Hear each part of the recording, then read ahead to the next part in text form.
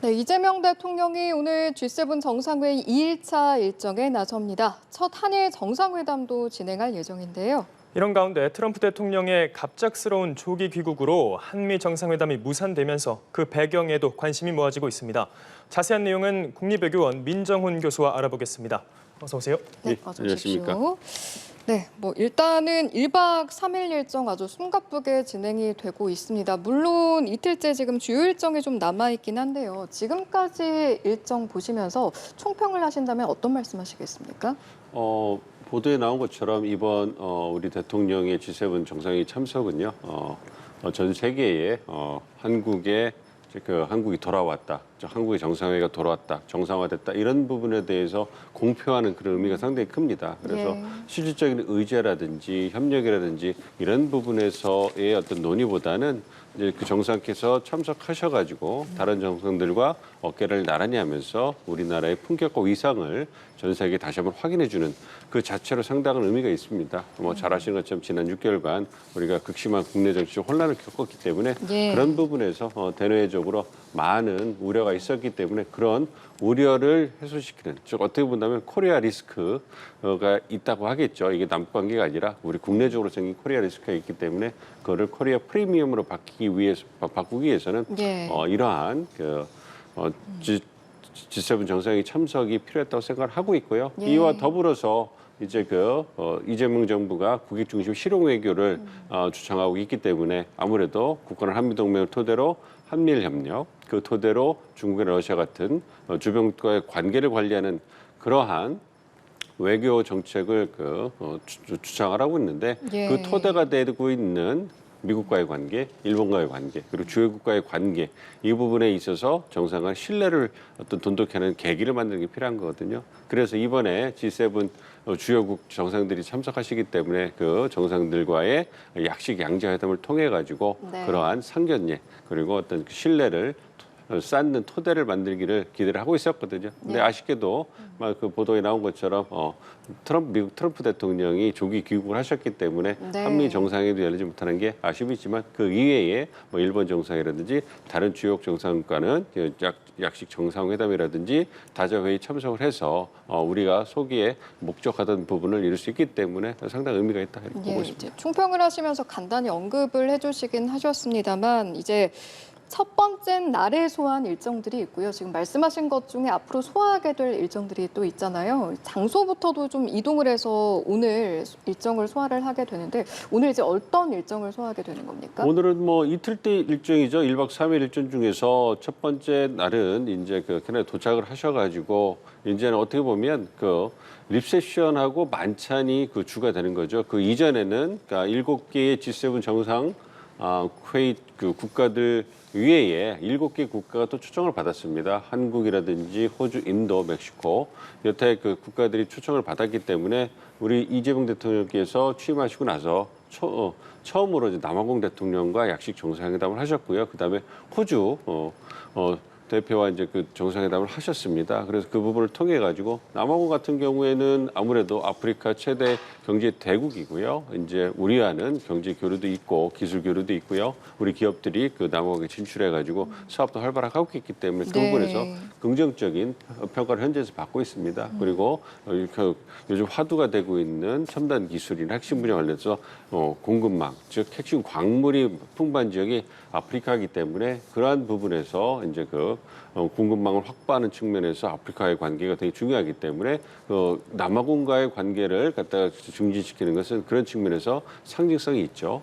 연장선상에서 호주 총리와 정상회담 했다는 것도 마찬가지입니다. 또 호주도 굉장히 섬이긴 하지만 그것도 대륙의 버금가 광활한 영토를 갖고 있기 때문에 그리고 거기에 핵의 광물들이 많이 묻혀 있기 때문에 그런 측면에서 우리가 공급망 확보한다든지 특히 이제 호주가 아직 남태평양에 있긴 합니다만 국방이라든지 안보에 대해서 상당히 관심이 많기 때문에 우리와 어떤 국방이나 안보 부분, 방산 부분의 협력에 대해서 많은 관심을 갖고 있습니다.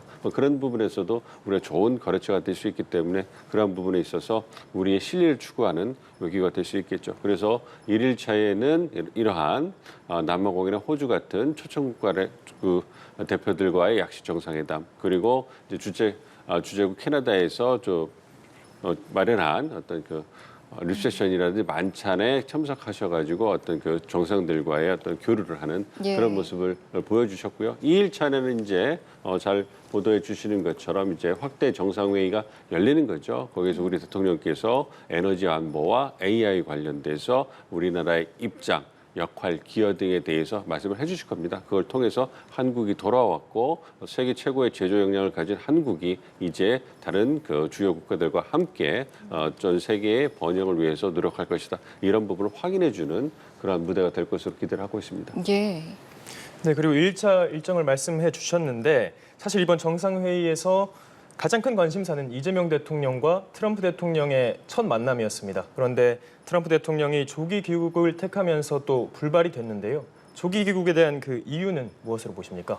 아직은 정확하게 알려진 것이 없어서 명확하게 말씀드리기 좀 어렵습니다만 여태까지 알려진 보도 내용에 따르면 그 트럼프 대통령이 중동情勢 관련돼서 긴급하게 여기서 전화를 통해 가지고 NSC 직원들과 통하는 것보다 이제 직접 그 상황실에 가셔가지고 어떤 그 상황을 보고 이제 결정을 하는 게 필요하다. 이러한 그 얘기 내용까지는 나왔습니다. 그런데 그것이 이스라엘, 이란과의 어떤 그 무력 충돌에 있어가지고 어떠한 방향으로 결정을 하기 위해서 가신 건지는 아직 알려지지가 않기 때문에 구체적으로 뭐 이스라엘과 이란이 어떤 휴전을 하는 거에 대해서 미국이 어떤 적극적인 중재 역할을 하기 위해서 가신 건지 아니면 무력에 의해서 이란의 어떤 핵 능력을 완전히 괴멸시키기 위해서 이스라엘을 도와가지고 이제 그러한 군사 작전을 할 것인가 그 부분을 결정할 것이냐 이런 부분에 대해서 이제 그 의견이 나뉘고 있거든요. 뭐 자세한 것은 좀 지나가 봐야 되겠습니다만 어쨌든 급박한 중동 정세 때문에 트럼프 대통령이 조기 귀국한 것이 아닌가 이 부분에 이제 힘이 실리고 있습니다. 네. 네. 그래서 한미 정상회담이 그러면 언제 열릴 것이냐. 지금 이제 이야기가 가장 많이 나오는 거는 나토 정상회의이긴 한데 아직도 참석이 좀 불투명하긴 해서요. 그래도 좀 가능성이 제일 높다 이렇게 판단하십니까? 그렇습니다. 아무래도 우리 대통령께서 나토 정상 그 회의에 참석을 하신다면 트럼프 대통령도 참석할 예정이기 때문에 그렇다면 미국 측이 우리와의 소통을 통해 가지고 약식 양자 정상회담을 개최할 가능성이 높죠. 그런데 네. 이제 우리의 일정이 있는 것이기 때문에 열흘 단위로 어떤 그러한 주요한 정상회의에 두 번 참석하시는 것이 가능할 것인가 이 부분에 대해서 고려가 있을 것이고요. 그럼에도 불구하고 바쁜 일정에도 불구하고 참석하는 것이 국익에 도움이 되겠다. 그럼 참석을 결정하셔서 그렇다면 주요국들과 약식 정상회담을 하실 거기 때문에 그렇다면 한미 정상회담이 열릴 가능성이 높다.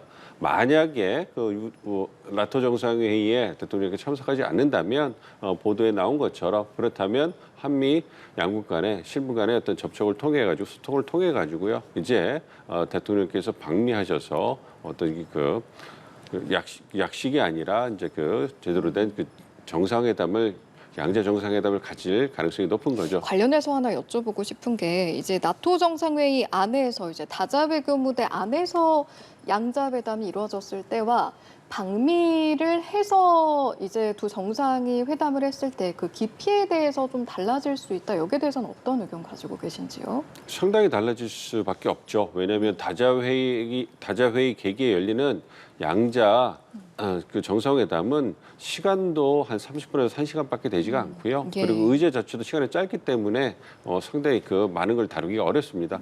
원래 그 다자회의 계기에 열리는 그 양자 정상회담 같은 경우에는 그 개최되기 전에 이미 실무진에서 의제를 다 조율을 합니다. 예. 그래서 거의 정상들께서 모이셔가지고 이제 그 발표하는 이런 수준을 거치거든요. 혹시 양국 간에 이견이 있어가지고 그 부분이 조율이 필요하면 한두 가지만 그 정상들이 결정을 하고 발표하는 수술을 거치는데 지금 같은 경우에는 우리 정부가 출범한 지 2주 되지 않았기 때문에 예. 실무진들이 실질적으로 어떤 그 의제를 조율할 시간이 없었던 거예요. 예. 그렇기 때문에 그런 부분에서 더 촉박한 것이고. 그러나 반면에 그 양자 정상회담은 그 양국 간의 관계만을 주로 하는 그리고 당일치기가 아니라 1박 2일, 2박 3일 이러한 일정을 가지고서 국빈 방문이라든지 예. 다른 종류의 어떤 그 방문을 하시는 거기 때문에 상당히 많은 시간을 할애하면서 이제 그 소인수 회담이라든지 확대 회담 이런 다양한 형태의 회담을 통해 가지고 특히 또 정상들끼리 산책도 하시면서 또 예. 그 담소도 나누시면서 중요한 의제를 갖다가 두 분끼리만 논의하시기도 하고 이런 다양한 형태의 논의가 가능하기 때문에 훨씬 깊이가 깊고 넓을 수밖에 없는 것이죠. 그래서 양자 정상회담 끝나면 우리가 잘 보는 것처럼 그 긴 형태의 어떤 그 공동 성명이 나오지 않습니까? 그 부분이 양국 관계를 거의 그 다 포괄하는 내용이 나오기 때문에 예. 상당히 오랜 기간 실무진에서 준비를 해야 되는 것이고 네. 예, 그러한 결과물이 나올 때 그것이 담보될 때 정상회담을 개최할 수 있는 거죠. 왜냐하면 결과물이 없을 때 그냥 정상끼리 만났다 이렇게 되면 그 부분에 대해서 어떤 정치적으로 어떤 후폭풍이 있을 수 있기 때문에 예. 굉장히 조심스러운 거죠. 다만 그럼에도 여쭤보고 싶은 건 지금 뭐 우리나라도 그렇고 국제적으로 최대의 지금 통상 현안이라고 한다면 관세 협상에 대한 부분인데 지금 실무 시한이 7월 8일까지이기 때문에 이게 깊이만으로만 단순히 따지면은 방미에서 이제 시간을 제대로 가지는 게 좋지만 이런 관세 관련 어떤 협상을 따지면 나토 정상회의에서 조금이라도 빨리 만나는 게 좋을까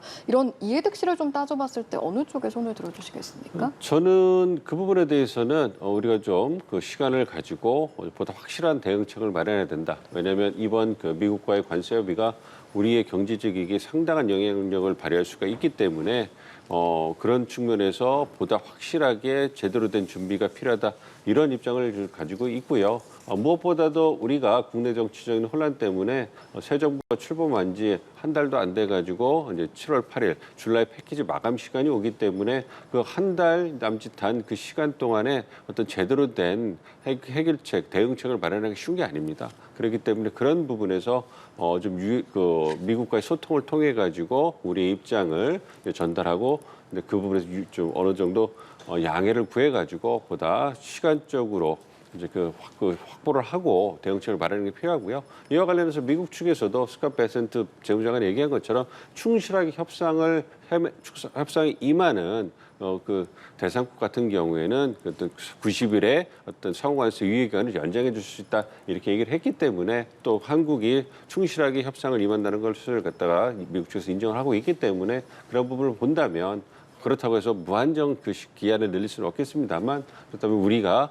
충분하게 그 대응책을 마련할 때까지는 빠른 속도로 마련할 때까지는 시간을 좀 벌 수가 있기 때문에 저는 그런 측면에서는 보다 긴 호흡으로 확실한 대응책 마련하는 게 필요하다 이렇게 생각을 하고 있고요. 그렇기 네. 때문에 그런 측면에서 좀 시간이 걸리더라도 잘 준비해서 이제 그 결과물이 나올 수 있고 그리고 결과물이 나와야 양국 정상이 만나셨을 때 이제 홍보하면서 신뢰를 돈독히 할 수 있는 토대가 만들어지는 거죠. 그러나 이번에 만약에 한미 정상이 만나셨다면 기대할 수 있었던 성과로 본다면 아무래도 정상 차원에서 이제 그 실무 협의를 위한 동력을 마련해 줄 수 있는 그런 계기가 됐을 거예요. 그리고 정상 차원에서 어떻게 합시다. 그걸 위해서 우리가 어떻게 지원을 합시다. 이런 부분에 대해서 논의를 하실 거라고 예상이 됐기 때문에 그런 측면에서 또 실무 차원에서 불확실성을 줄일 수 있는 그런 계기가 됐을 텐데 예. 그 부분을 놓친 게 좀 아쉬운 측면이 있습니다.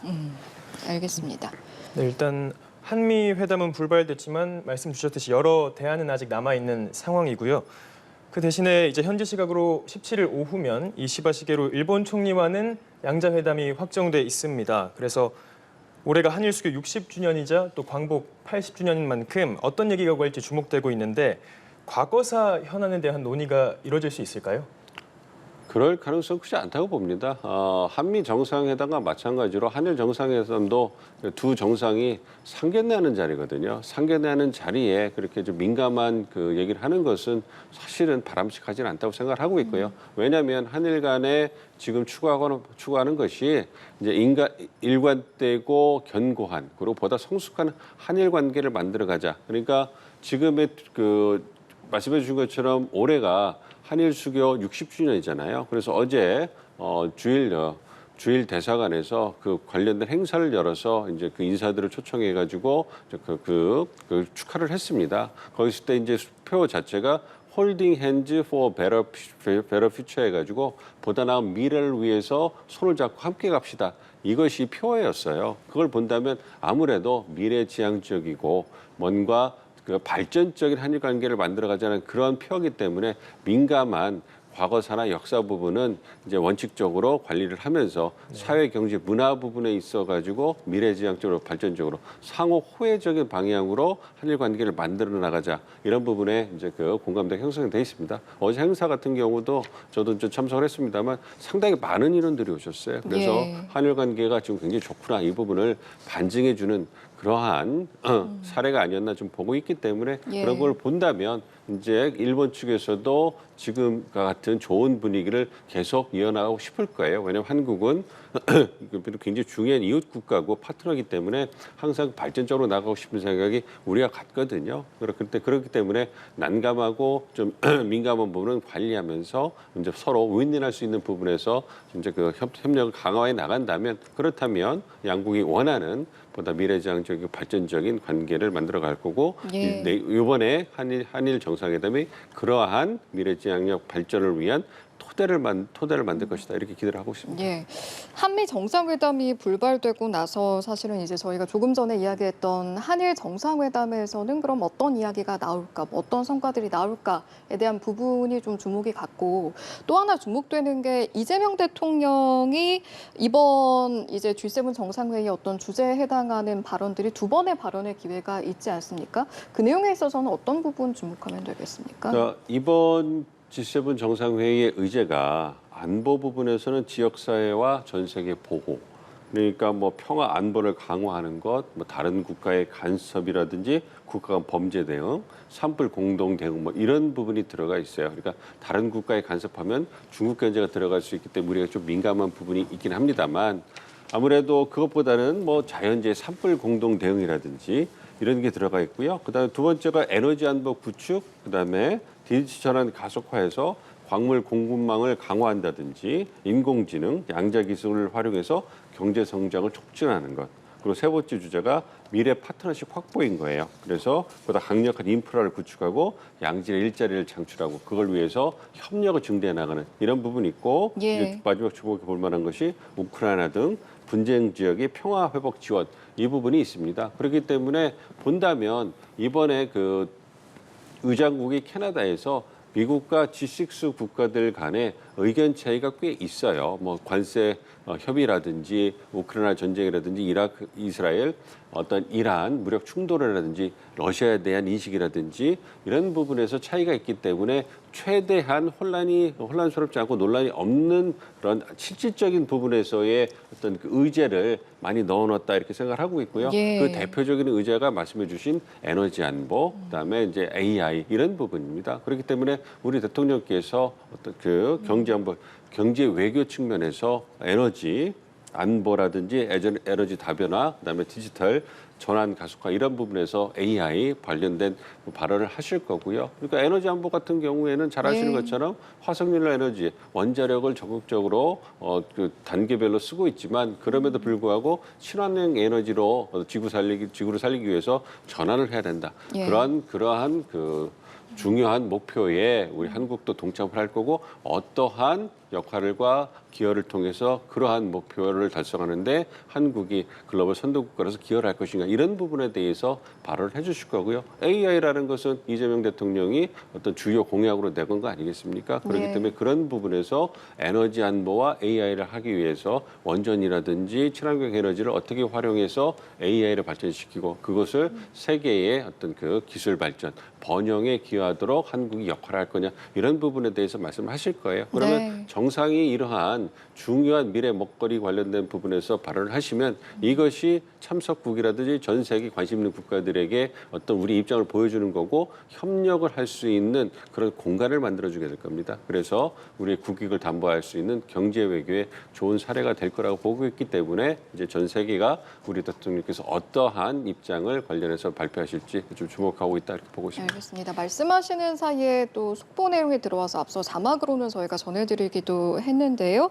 이재명 대통령이 브라질 룰라 대통령과 첫 정상회담을 했다 이런 내용이 들어와 있습니다. 이제 첫째 날에 도착을 해서 남아프리카 공화국 정상을 만났고 그리고 이어서 만난 게 호주 정상이었고요. 지금 이제 브라질 정상을 만난 건데 어떤 내용들이 좀 오갔을까요? 아무래도 브라질도 브릭스라고 해서 굉장히 그 남미 대륙에서는 이제 그 어떻게 본다면 굉장히 주요 국가이기 때문에 그런 부분에서 우리가 우리의 국력의 투사 범위를 중남미까지 넓히는 데 있어서 굉장히 중요한 그 교역 국가라고 할 수 있고요. 그다음에 또 우리의 파트너 국가가 될 수 있는 게 브라질입니다. 그러나 상대적으로 한국과 브라질 간의 어떤 협력의 단계가 다른 주요 국가들에 비해서는 높은 수준이 아니기 때문에 그러한 측면에서 이제 논의를 통해 가지고 이제 어떠한 부분에서 윈윈할 수 있는 협력을 해나갈 것이냐. 예를 들어서 브라질 같은 경우는 광물도 많이 있고요, 농산물이라든지 여타 이런 부분에서 우리에게 좋은 시장 그리고 협력국가 될 수 있고요. 브라질 같은 경우에는 우리의 기술이라든지 어떤 그런 여하의 어떤 그 노하우를 갖다가 받아들이고 싶은 그런 마음이 많이 있습니다. 그래서 보다 더 미래지향적인 협력을 증대하고 싶은 그런 부분이 있기 때문에 브라질과의 어떤 그 관계 형성을 하고 협력을 확대해 나가는 것은 우리의 국익에도 상당히 중요하다고 보고 있습니다. 그런 측면에서 이번에 한국과 브라질 간의 정상회담을 통해 가지고 그런 토대가 마련될 수 있기를 기대를 하고 있습니다. 네, 알겠습니다. 그리고 이시바 시게루 총리는 도널드 트럼프 대통령과 정상회담을 하긴 했습니다만 관세 합의에는 실패한 것으로 알려졌습니다. 그래서 일본은 지금까지 6차례 또 미국과 관세 협상을 벌여온 입장인데 이게 이제 관세 협상을 앞두고 있을 우리에게도 시사하는 바가 있을까요? 그렇습니다. 일본이 어떻게 본다면 모범적인 다섯 그 주요 우호국 그러니까 그 관세협의 어떤 대상국에 포함이 됐지 않습니까? 우리나라, 영국, 일본, 호주, 인도 이 다섯 국가가 포함이 됐는데 현재 그 가장 빠른 협의의 진전을 보이고 있는 국가가 일본과 인도라고 알려져 있습니다. 그런데 인도와 미국과의 협의도 상당히 진전됐다고 알려져 있는데 구체적인 내용이 나오지 않고 있기 때문에 그건 지켜봐야 될 것 같고요. 미국과 일본과의 관세 협의도 우리에 비해서 굉장히 빠르게 진전이 되고 있는데요. 그 결과에 도달하는 게 결코 쉽지 않다라는 것을 어떤 그 협상을 통해서 볼 수가 있습니다. 특히 미국 입장에서는 일본이 중요한 핵심 동맹이고 우방국이긴 합니다만 어떤 그 경제 부분에 있어서는 대규모의 무역 흑자를 가지고 있고요.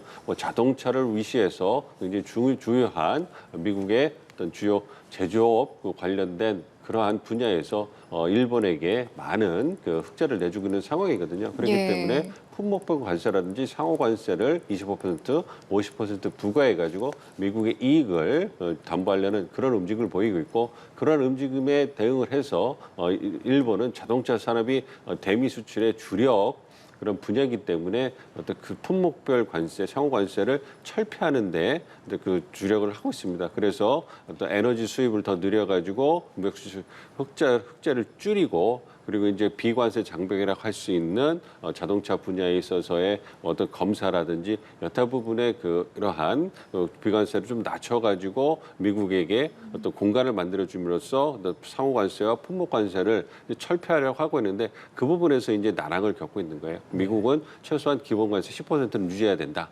그리고 품목 관세에 있어서는 낮춰주는 게 쉽지 않다. 이러한 입장을 보이고 있기 때문에 서로의 의견을 좁히기가 굉장히 어려운 겁니다. 그래서 그러한 부분이 이제 한국에게도 좋은 본보기가 되는 거죠. 왜냐하면 일본이 지금 추구하고 있는 방향이 우리가 갖고 있는 이익하고 굉장히 유사해요. 우리 같은 경우에도 자동차라든지 철강, 알루미늄 이런 부분이 대미 수출 주력 품목에 포함이 되기 때문에 일본이 어떠한 그러한 분야에 있어가지고 협상 결과를 끌어내느냐는 좋은 본보기가 되고 우리가 그거를 또 이제 명분을 해가지고 미국과 협상에 있어서 보다 더 이익을 얻기 위해서 이제 또 공세적으로 나설 수 있기 때문에 좋은 어떤 기준점이 될 거라고 좀 보고 있습니다. 그렇지만 말씀드린 것처럼 미국과 일본 간에 적극적으로 협상에 응했던 일본의 경우에도 상당히 의견을 좁히는데 상당히 좀 난항을 겪고 있는 걸 본다면 미국 측 입장이 강경한 거죠. 그래서 그러한 부분에서 우리가 보다 효과적으로 어떻게 하면 미국이 관세를 낮춰줄 수 있는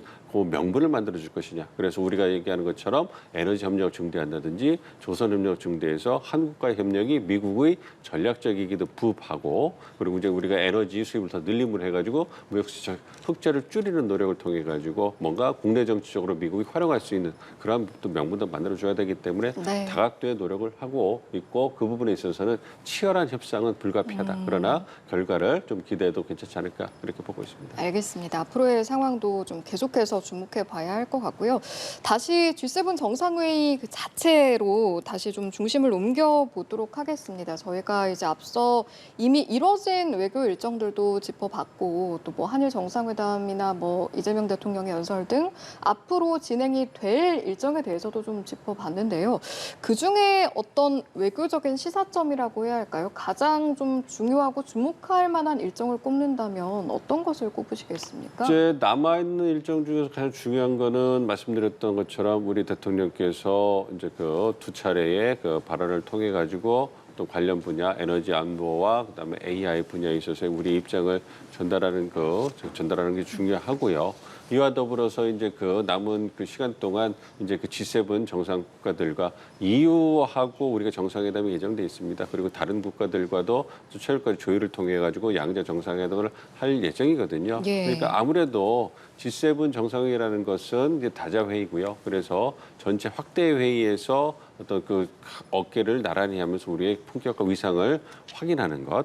이와 더불어서 양자 정상회담을 가능한 많이 열어서 어떤 실무적인 논의는 그 부족하더라도 가능한 많이 열어서 협력을 확대하자는 것을 어떤 그 양자를 통해 가지고 확인하는 것도 상당히 의미가 있거든요. 그걸 통해 가지고 정상 수준에서 협력을 확대하고 주요 의제가 양국 간에 어디가 있다는 걸 다시 확인해 주면 그러면 그 다음에 실무 협의가 열려서 이제 결과를 담보할 수 있는 것이거든요. 그러니까 그 다자회의에 열리는 양자회담은 굉장히 짧지만 굉장히 숨가쁘게 많이 그 개최가 되기 때문에 예. 다 바쁩니다. 모든 국가들이. 네, 그렇기 때문에 네. 그런 측면에서 일정을 최후까지 확인하기도 어려운 것이고요. 그렇지만 이제 그 G7 확대 그 회의하고요. 그다음에 그 남아 있는 양자 정상 회의에서 우리가 원하는 신뢰를 쌓을 수 있는 토대를 만들고 향후 협력을 위한 그런 공감대를 확인하는 것이 중요하다고 보고 있습니다. 예.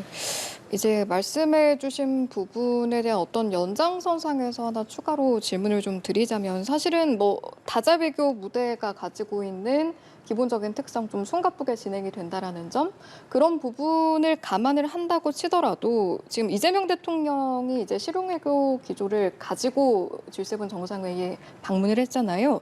좀 구체적인 성과로 연결이 될 것인가라는 질문에는 어떻게 답하시겠습니까? 그러니까 구체적인 성과를 어떻게 우리가 판단할 것인가 이렇게 봤을 때 뭐 경제적인 측면에서 실질적으로 MOU를 체결해서 얼마만큼의 투자 약속을 받았다 이런 걸 만약 기대한다면 이번엔 쉽지는 않을 겁니다. 말씀드린 것처럼 우리가 짧은 시간 동안에 어떤 실무적인 그 협의를 통해 가지고 의제가 조율된 것이 아니기 때문에 그런 결과물을 가져오기는 어려울 거예요.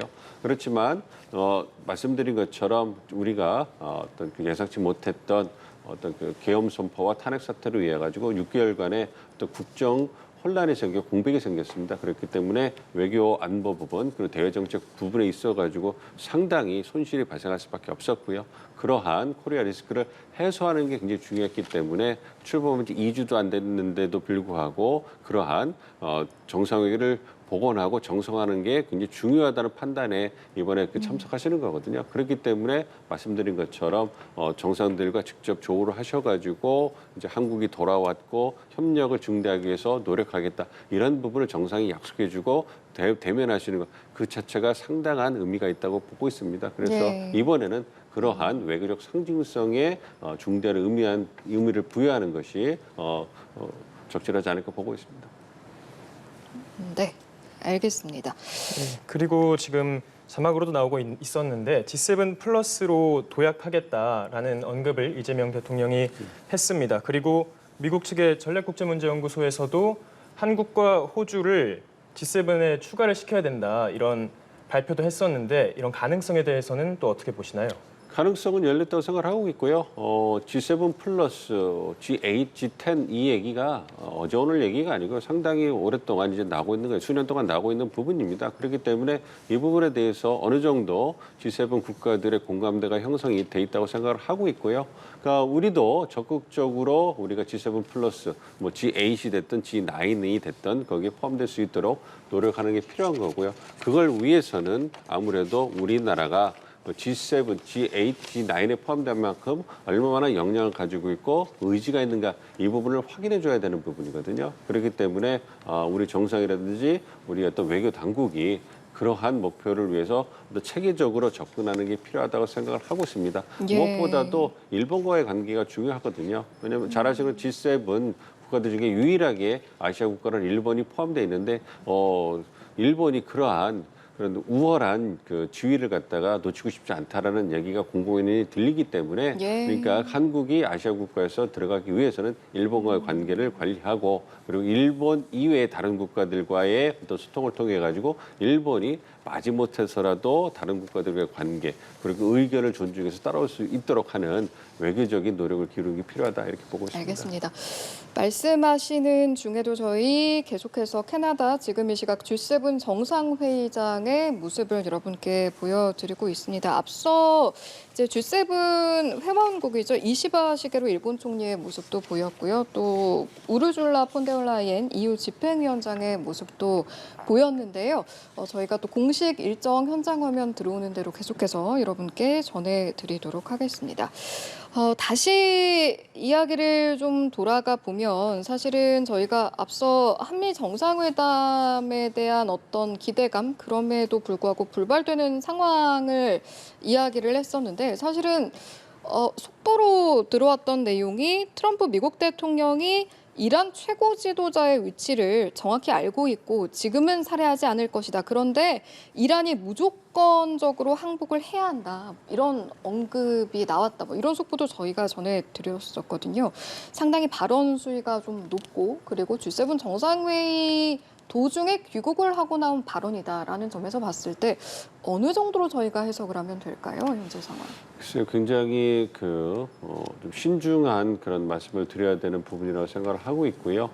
그렇지만 트럼프 대통령이 그 발언을 하실 때 보면 예. 상당히 팩트에 기반돼 있고 그 부분에 대해서 그 결과로 나타난다는 것을 고려해 봤을 때 말씀해 주신 그러한 경고가 현실화될 가능성이 상당히 높지 않은가 이렇게 보고 있습니다. 그래서 이번 그 이스라엘 하마스 분쟁에 있어서 이스라엘이 추구하는 것이 세 가지라고 얘기를 하고 있습니다. 첫 번째가 어떤 그 핵 능력을 갖다가 완전히 없애는 것, 그다음에 미사일 능력을 없애는 것, 그리고 이란 국내적으로 어떤 그러한 정치적 혼란을 갖다 끝내는 것, 뭐 이런 얘기를 하고 있어요. 그러니까 첫 번째, 두 번째는 군사적 그 목적으로 해가지고 핵과 미사일 능력을 제거해서 이스라엘의 안보를 확실하게 하는 것, 이 부분인데 세 번째 같은 경우에는 어떤 이란이 갖고 있는 신정 정치를 끝내는 그러니까 이란 국민과 이란의 그 소수 지도층을 갈라치게 하면서 또 이란의 지도층이 잘못된 선택을 하고 있고 또 국민들을 호도하고 있기 때문에 이스라엘이 어쩔 수 없이 또 이스라엘의 국익뿐만 아니라 전 세계의 평화와 이란 국민들의 안녕을 위해서 결정을 낼 수밖에 없을 것이고 그 정점에는 그러한 그 신적 지도자를 갖다가 그 제거하는 이런 부분도 들어갈 수 있는 거죠. 그래서 우리 리짐 체인지라고 하는 그런 네. 부분이 있는 거고 그것이 말씀해 주신 것처럼 이제 그러한 지도자를 갖다가 위치를 알고 있고 살해하거나 제거하는 것을 실행하지는 않겠지만 알고 있기 때문에 이란이 완전히 항복하고 핵 프로그램을 포기하지 않으면 그렇다면 이제 그 정치적인 혼란이 불가피할 수 있다라고 경고를 하는 거고요. 예. 실제로 이스라엘이 어떤 지난 그 5일, 6일간의 어떤 공습을 통해 가지고 바로 첫날에 주요한 그 군 인사들, 참모총장이라든지 어떤 그 혁명 수비대 어떤 그 지도자를 갖다가 사령관을 어떤 그 폭사시켜서 살해하지 않았습니까? 예. 그런 부분에서 상당한 정보를 가지고 있고 거기에 군사력이 뒷받침되고 있기 때문에 그러한 측면에서 상당히 우려가 되는 것이고 그러한 부분을 만약에 고려해서 트럼프 대통령이 조기 귀국했다면 이스라엘이 그러한 위즘 체인지를 위한 준비가 완료가 됐다. 그렇기 때문에 결단을 내려달라라는 그러한 통보가 왔기 때문에 연락이 왔기 때문에 트럼프 대통령이 통화로 결정하기는 어려우니까 이제 그 백악관으로 돌아가서 NSC를 열고 협의를 통해 가지고 결정을 하려는 그러한 의도가 아니었나 이렇게 추정을 해본다면 네. 상당히 좀 긴박한 상황이 될 수도 있다 이렇게 보고 있습니다. 그리고 귀국 전에 있었던 이제 G7끼리의 회의에서도 결국 공동 성명으로 이스라엘의 손을 좀 들어주는 그런 모습이 나왔습니다. 그런 의미에서 이란에게 무조건 항복해야 한다라고 했다는 것, 그 무조건 항복이라는 게 어떤 의미로 봐야 될까요? 이란은 참 억울할 거예요. 그 이스라엘이 그 어쨌든 뭐 명분 자기 안보, 이 자국의 안보, 그다음에 세계 안보, 평화를 갖다 명분으로 해서 어떤 그 공습을 했다고 하지만 어쨌든 침략 그 공격을 받은 국가잖아요, 이란은. 그럼에도 불구하고 이스라엘의 어떤 명분, 그거를 지지해주는 미국, 그리고 미국과 더불어서 주요 국가들, G7 국가들도 이제는 이제 이스라엘 편을 들고 있기 때문에 굉장히 고립무원, 굉장히 그 외로운 그런 상황일 겁니다. 그래서 네. 그런 부분에서 이제 그 미국, 이란 측에서는 안타까움이 좀 배가가 될 건데 말씀해 주신 것처럼 이번에 G7 정상회의에서 어떤 그 정상들이 합의한 내용이 있는 거죠. 다른 부분에 대해서는 합의가 어려웠는데 그 부분에 대해서는 그 진통을 겪고서 합의가 됐다고 얘기가 나오잖아요. 이스라엘과 이란 무력 충돌에 있어서 그러한 긴장이 완화되기를 바란다. 그리고 말씀해 주신 것처럼 이스라엘 같은 경우에는 자유권 측면에서 충분히 어떤 그 자유동 발동하는 것을 지지한다. 그리고 영내 불안, 긴장의 원인이 이란이다. 이렇게 얘기를 해오고 있기 때문에 말씀해 주신 것처럼 완전 이스라엘을 지지하는 그런 부분을 보여주고 있고요. 그렇기 때문에 그런 측면에서 이스라엘은 원래 갖고 있는 군사력 우위뿐만 아니라 이제는 국제적으로도 외교적 지지까지 받기 때문에 이제는 그 지금의 어떤 유리한 전황을 굉장히 공세적으로 밀어붙여가지고 이란을 완전히 항복시키는 그런 움직임을 할 수 있는 동력을 더 확보한 것이죠. 그렇기 때문에 그런 측면에서 이란이 어떤 선택을 할지 조만간 또 손을 들고 나와야 되지 않을까 이런 그 생각이 들고 있습니다. 예. 네. 이제 상황이 어떻게 흘러갈까 여러 가지 이제 시나리오나 경우의 수를 헤아려 보게 되는 부분이 있는데 이란 제공권을 장악했다고 주장을 하면서 이제 트럼프 대통령이 쓰는 우리라는 표현이라던가 그 이란 핵시설을 파괴하기 위해서 초대형 벙커버스터를 투입하는 방안을 검토할 수도 있다. 뭐 이런 보도가 나오다 보니 미국이 이제 직접 이란을 타격할 가능성은 어느 정도일까? 이런 질문도 나오는 부분이거든요. 그래도 제 생각에는 트럼프 예. 대통령이 직접적으로 이 그 이스라엘과 이란의 그 무력 그 충돌에 개입을 해가지고 그 사태를 확전시키는 이런 그 결정을 하지 않을 거라고 생각을 하고 있습니다. 뭐 잘 아시는 것처럼 트럼프 대통령은 분쟁이나 전쟁 자체를 불필요한 비용 그리고 불필요한 그런 행위로 보고 있기 때문에 그런 부분에서는 좀 부정적인 소극적인 입장을 가지고 있고요. 이번에도 마찬가지인 것 같아요. 트럼프 대통령이 명확하게 여러 번 입장을 표명을 했습니다. 그래서 미국 국민이나 군인이 어떤 그 희생이 되지 않으면 직접적으로 관여하지 않을 것이다 얘기를 하고 있습니다. 예. 그럼에도 불구하고 이제 그 말씀해 주신 것처럼 이란 문제를 해결하는 데 있어서 보다 적극적으로 나서는 것이 필요하다는 그 입장을 갖고 계신 것 같아요. 그렇기 때문에 그것을 이스라엘을 도와서 결정을 할 것인지 아니면 어떤 결정적인 순간을 만들기 위해서 미국이 벙커버스터라든지 무력 수단을 동원을 해가지고 개입을 해서 이란이 손을 드는 것을 항복하는 것을 좀 앞당길 것인지 그런 부분에 대해서는 결정을 할 건데요. 저는 예. 아무래도 이제 이 트럼프 대통령이 또 직접적인 관여에 대해서는 상당히 부정적인 입장을 가지고 있기 때문에 이러한 외교적인 압박과 어떤 그 회유를 통해 가지고 이란이 이제 그 대화의 장으로 다시 나와서 이제 문제가 해결되기를 그걸 유도하지 않을까. 그래서 이스라엘에게는 좀 더 그 미국을 믿고 그 지금의 군사작전을 하되 극단으로 치닫지 않도록 관리하는 움직임을 보여주지 않을까 이렇게 기대를 하고 있습니다. 지금 이렇게 트럼프 대통령이 뭔가 직접적인 개입을 할 듯 안 할 듯하는 모습을 보여주고 있는데 아까 같은 방금 나온 그런 발언으로 이란이 다시 핵협상 자리에 나올 가능성 자체는 높게 볼 수 있을까요? 그렇습니다. 지금 그 미국의 주로 언론에서 나온 보도를 보면 이란은 휴전을 하고 싶다라는 의사를 분명히 밝히고 있는 것 같아요. 그래서 이제 얘기하는 것이 일단은 이스라엘이 이제 공세를 멈추는 게 필요하고 그것이 조건이 전제 조건이 충족이 된다면 미국과 협상장에 다시 앉을 수 있다 이런 얘기를 하고 있거든요. 사실 이란 입장에서는 어떤 군사력 측면에서 열세를 드러내고 있기 때문에 오래 버티기가 어려울 겁니다. 그렇기 때문에 그런 측면에서 이제 이스라엘이 공세를 멈춘다면 미국 협상장에 앉아서 논의를 할 수 있다 이런 입장을 보이고 있기 때문에 사실상 그것은 이제 이란이 내세울 수 있는 최대의 카드라고 생각을 하고 있고요. 네. 그 부분을 트럼프 대통령이 뭐 전부 다 받아줄 가능성은 높지 않지 않습니까? 그렇기 때문에 어느 정도 절출하면서 이란이 나올 수 있는 공간을 트럼프 대통령이 만들어주지 않을까. 그렇다면 이란도 다른 대안이 없기 때문에 협상장에 조만간 복귀하지 않을까 이렇게 예상을 하고 있습니다. 예, 알겠습니다. 자, 그러면 다시 이제 G7 정상회의 이야기로 돌아가 보겠습니다. 저희가 계속해서 지금 이 시각 캐나다 G7 정상회의장의 모습 보내드리고 있고요. 화면 보면 우르줄라 폰데어라이엔 EU 집행위원장의 모습, 그리고 지금 뒷모습이긴 합니다만 앞선 화면을 생각해 보면 키어 스타머 영국 총리의 모습으로 보이기도 하고요. 지금 오늘 예정됐던 일정이 사실은 G7 확대 세션에서 초청국 공식 환영식이 진행되지 않을까 예상을 좀 했었는데 지금은 좀 그에 앞서서 G7 회원국들이나 뭐 국제기구 수장들이 좀 대화를 나누는 모습인가요? 어떻습니까? 그렇습니다. 이제 공식 행사 이전에 이제 예. 좀 시간이 남아서 이제 서로 환담을 하는 걸 수도 있고요. 아니면 중간에 이제 쉬는 시간일 수도 있고요.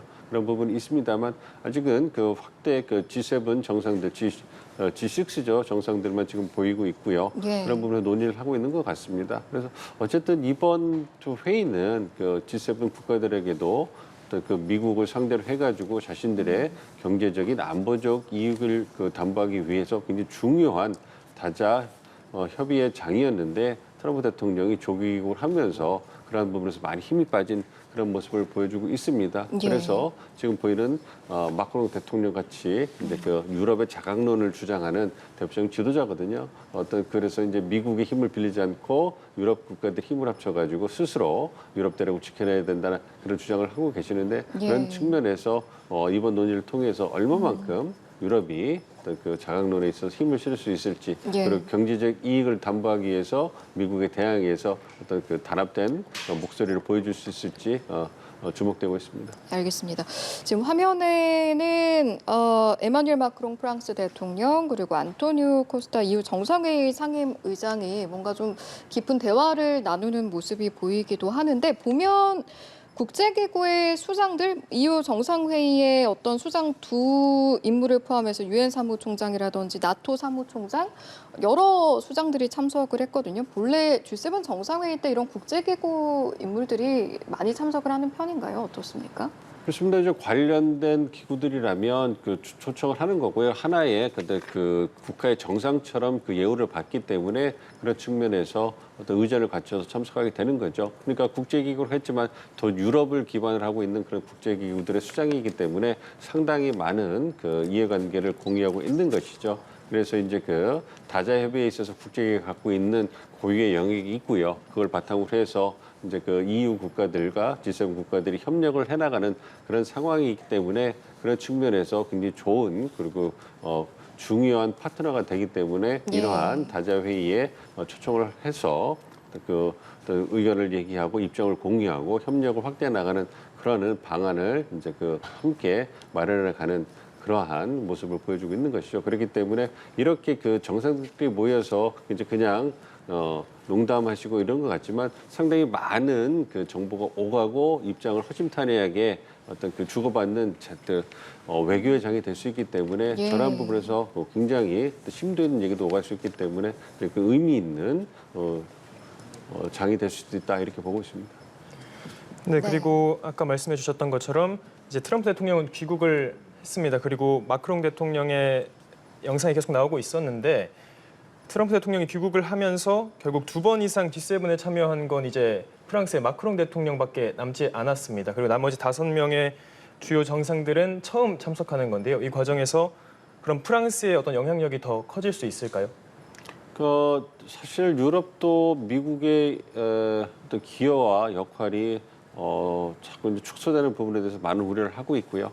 그래서 그 대안을 마련하는 것이 필요하지 않을까 하는 그러한 목소리가 힘을 얻고 있는 것이 사실입니다. 그래서 아무래도 유럽 G7 국가대 주요 국가라고 할 수 있는 프랑스라든지 영국, 독일의 역할이 중요한데요. 전통적으로 프랑스가 어떤 자강론에 있어서는 굉장히 강경한 입장을 보여주고 있고요. 영국이나 독일 같은 경우가 좀 이렇게 유보적인 입장을 보이면서 또 속도를 조절하는 이런 모습을 보여주고 있기 때문에 그런 측면에서 좀 차이를 볼 수 있습니다. 그래서 말씀해 주신 것처럼 프랑스가 언제나 미국이 빠지더라도 유럽 중심의 자강론이 가능하다 주장을 하고서 어떤 프랑스가 리더십을 보여주고 싶은 그런 모습을 많이 이제 보여왔거든요. 그런 모습을 마크롱 대통령도 이어받아가지고 상당히 어떤 강경한 그런 모습을 보여주긴 합니다. 그렇지만 현실적으로 대안이 되기엔 아직 부족한 부분이 많아요. 그러니까 만약에 미국이 어떤 유럽이라든지 나토 동맹에서 빠지고 이제 유럽 스스로 러시아의 위협이라든지 안보를 지키기 위해서 스스로 이제 홀로 선다면 그 기간이 한 지금의 상황으로보다 한 10년 정도 걸릴 것이고 어떤 수천조에 달하는 비용이 들어갈 것이다. 이런 얘기가 나오기 때문에 현재의 유럽의 어떤 군사적 능력이라든지 경제 능력을 봤을 때 현실적으로 달성하기가 쉽지 않습니다. 그래서 그런 부분에서 미국의 영향력이 아쉬운 것이고 그리고 냉전이 끝난 이후에 어떤 군사력 증강이라든지 어떤 자강론에 있어서 그런 부분을 좀 소홀히 했던 이러한 후과가 지금 나타나는 것이 아니냐 이런 평가도 받고 있는 것이 사실입니다. 지금 보면 이제 G7 정상회의지만 이제 G6 정상들만 남게 됐는데 정상회의 중에 또는 직후에 트럼프 대통령의 어떤 주요국에 대한 발언도 보면 러시아의 탈퇴와 관련해서는 실수다. 또 중국의 G7 참여에 대한 질문에 대해서는 나쁜 발상은 아니다. 뭐 이런 언급도 있긴 했거든요. 최근에 트럼프 대통령의 어떤 발언들을 보면 주요 국가들의 정치 지형 어떤 구도 앞으로 어떻게 흘러가게 될지 좀 가늠이 되는 부분이 있었을까요? 그렇죠.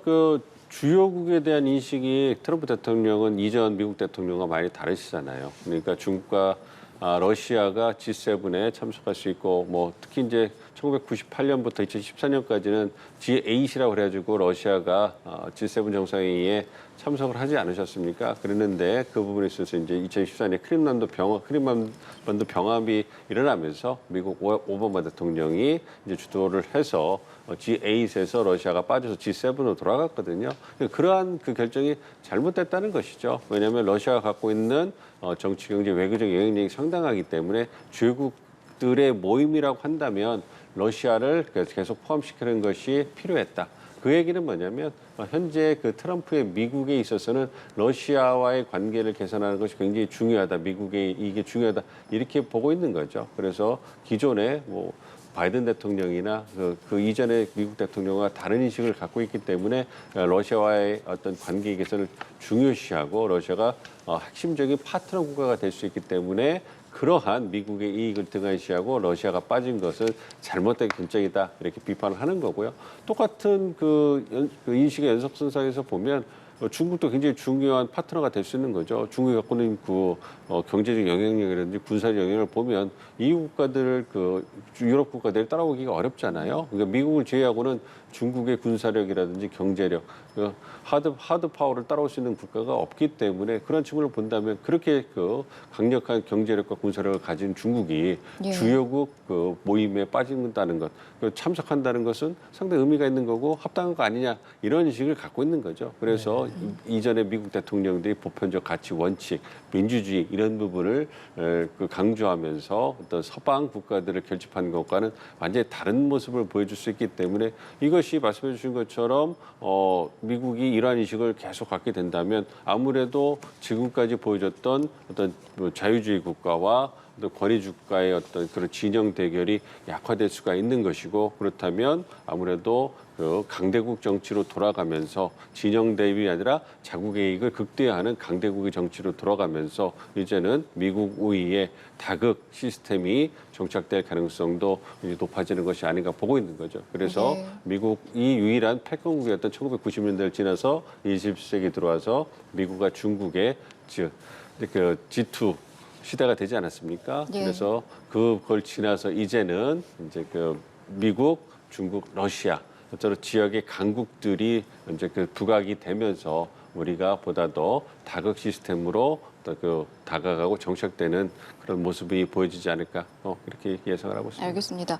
우선 러시아 안보 수장이죠. 세르게이 쇼이구 국가안보 서기가 북한 평양에 도착을 했습니다. 그리고 러시아 측 보도에 따르면 쇼이구 서기가 김정은 국무위원장을 만났고 북한은 러시아 쿠르스크 지역에 6천 명 규모의 병력 또 군사 건설 인력을 파견하는 데 합의했다라고 밝혔습니다. 이렇게 북러가 더 밀착하는 모습인 것 같은데요. 그렇습니다. 북한과 러시아가 이제 그 군사적 협력이 굉장히 확대가 됐고요. 군사적 협력을 바탕으로 해가지고 이제 제반 분야의 협력으로 이제 협력이 확대되고 있는 그런 모습을 보여주고 있습니다. 뭐 잘 아시는 것처럼 작년 8월에 이제 우크라이나가 러시아의 쿠르스크 지역을 기습적으로 이제 점령하면서 전선이 굉장히 확대가 됐는데요. 그 쿠르스크 지역을 탈환하기 위해서 북한군이 작년 10월부터 파견이 되면서 전황을 러시아에게 유리하게 가져오는데 상당히 중대한 역할을 했다 이렇게 평가를 받고 있습니다. 그래서 그러한 부분에서 북러가 밀착할 수 있는 계기가 만들어졌고요. 현재 전쟁이 어느 정도 이제 마무리가 되는 상황이기 때문에 북한 입장에서는 그러한 전공에 대해서 이제 그 대가를 얻어야 되지 않겠습니까? 그래서 그러한 부분에서 경제적 지원이라든지 군사적 지원 이러한 형태로 러시아가 북한을 도와주고 있는 것이고요. 그리고 파병됐던 군인들이 이제 본국으로 송환되는 것이 아니라 이러한 공병이라든지 재건사에 투입되면서 외화벌이의 어떤 수단으로 이제 활용되고 있는 것이고요. 말씀해 주신 것처럼 재건이라든지 여타의 어떤 역할을 위해서 6천 명의 어떤 공병 건설부대 아니겠습니까? 그 건설부대가 이제 러시아로 다시 파견되는 이런 모습을 보여주고 있기 때문에 이제 러시아 입장에서도 북한의 그러한 도움이 필요하다. 그리고 북한으로서는 러시아에 그런 도움을 줌으로써 경제적으로 어떤 혜택을 받을 수 있기 때문에 그러한 부분에서 이제 협력을 하기 위해서 푸틴 대통령의 복심이라고 하는 세르게이 쇼이구 분께서 이제 세 번째로 벌써 이제 방문하게 되는 것이 아닌가, 방문한 것이 아닌가 좀 생각을 하고 있습니다. 알겠습니다. 앞으로의 국제 정세도 좀 주목해서 함께 보도록 하겠습니다. 오늘은 G7 정상회의 2일차 일정 관련된 내용 포함해서 주요 국제 정세 함께 짚어봤습니다. 국립외교원 민정훈 교수와 함께했습니다. 잘 들었습니다. 네. 감사합니다.